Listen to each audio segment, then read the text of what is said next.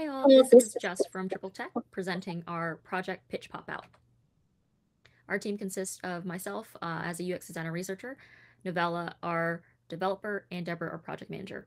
For our team, we focused and leaned into the problem space of how to find a job, and we really thought outside of the box and tried to consider not just the initial job seeker, but those looking to transition into different industries, those looking to pursue career advancements, and even those that might be looking for contract or freelancing roles. We really look to empower, simplify, and ultimately make a tool that was unique. This goes back into our project objective to innovate the resume building process. This is where we took our big ideas and really leaned into one area of the entire process. A resume can also show up in the form of a portfolio, how you show up in branding, in social media. Ultimately, we wanted to make it simple and provide us support in a way that would save time, but also would go back into helping those individuals stand out. So this goes right back into our problem statement. This was created after doing a few interviews. Ultimately, a lot of job seekers were telling us that they found the process of finding, applying, and interviewing, even in just that initial phase of trying to stand out in an endless sea of applications, it felt very much like for them going into a gauntlet. Even if you got past that initial screening, the interview process itself was so long-winded and sometimes you don't even hear back. So we really were leaning into how can we help someone stand out in a crowd that may not have the time or the resources, and that's to ensure that they don't miss out on opportunities.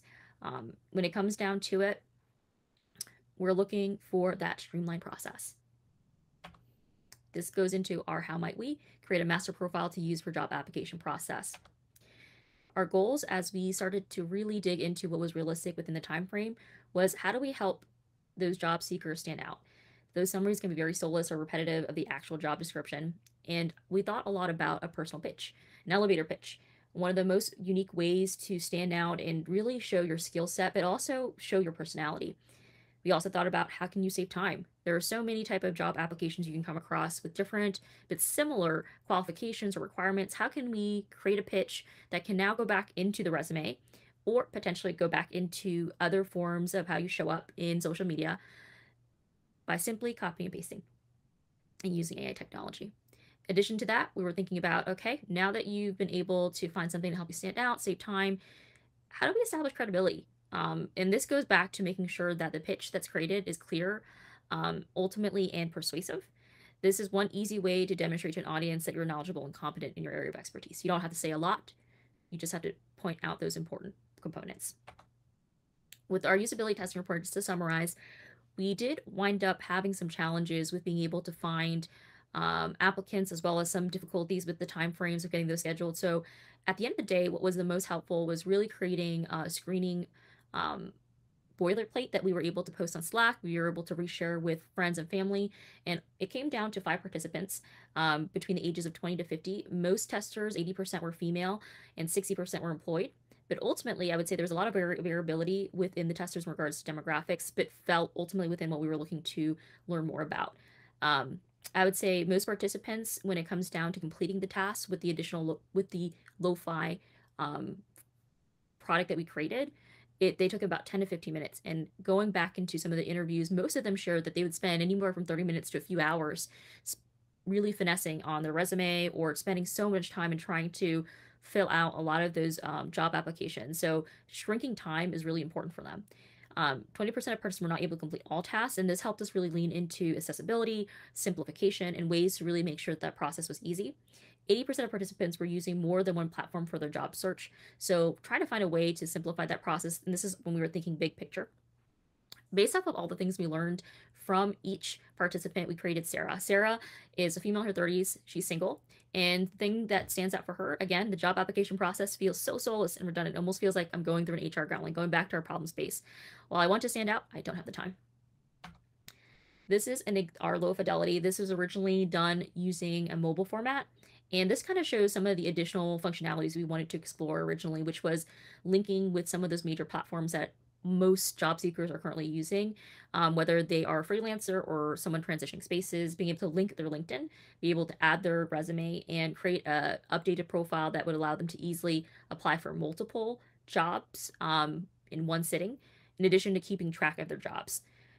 We also just were thinking about creating a space in which they could explore resources, join networks, build their network. Ultimately, we didn't have enough time to create all those components, so we really linked in, zone in on the resume. When it comes down to how we went into our second version, we really leaned into creating a style guide. This included coming together to really think about what the tone of Pop Pitch Out was. Some of the phrases that came to mind was witty, intuitive, efficient, professional, painless. Our typography, we wanted to go with something that was accessible, something that was easily readable.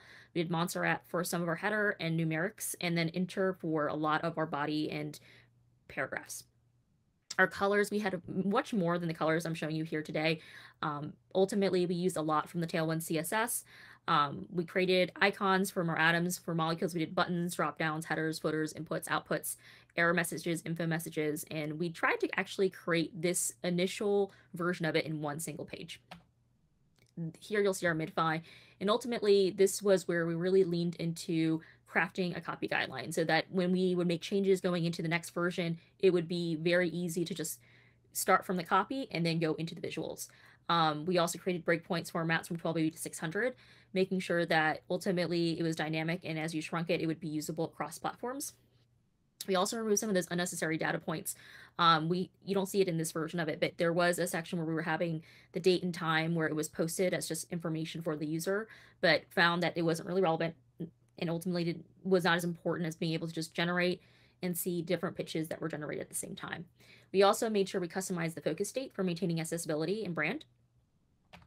When it comes down to going from that to our hi-fi, we did add functionalities based off of our additional conversations to restrict the prompts that would come out for the generated pitches. And we did that because of some of the restrictions we had with using the API for AI. And this would allow us, because right now it is something that we have a trial version of that we're connected to our website, but it would start costing money if we actually were able, if we provided that aim, like if we had no restrictions.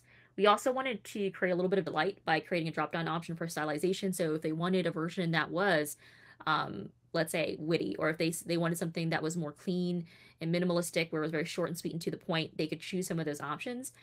This would help us with our language models when generating those pitches. We also added a footer with information just as a way for individuals to provide feedback, in addition to be able to understand a little bit more about our team and what we're looking to accomplish. The form we did have to pull out, but ultimately it's something that we are hoping to put back in place when it comes down to being able to connect with more testers to be able to really evolve this pitch pop out. You'll see that pitch pop out is live. You can jump onto it now. It is still definitely a work in process, but it is great to kind of finally see it all come into action. One of the things I will go back into reflecting is some of the key learnings. One of the wonderful things I'd say about Roblox is I was mentioning earlier, recruiting testers was just a challenge, but we created strategy.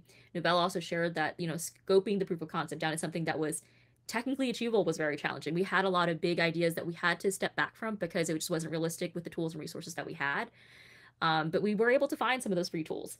Ultimately, when it comes down to collaboration, tagging and communicating through Slack, as well as through, I use Figma for my design work, really helped to get the feedback necessary to keep evolving the product.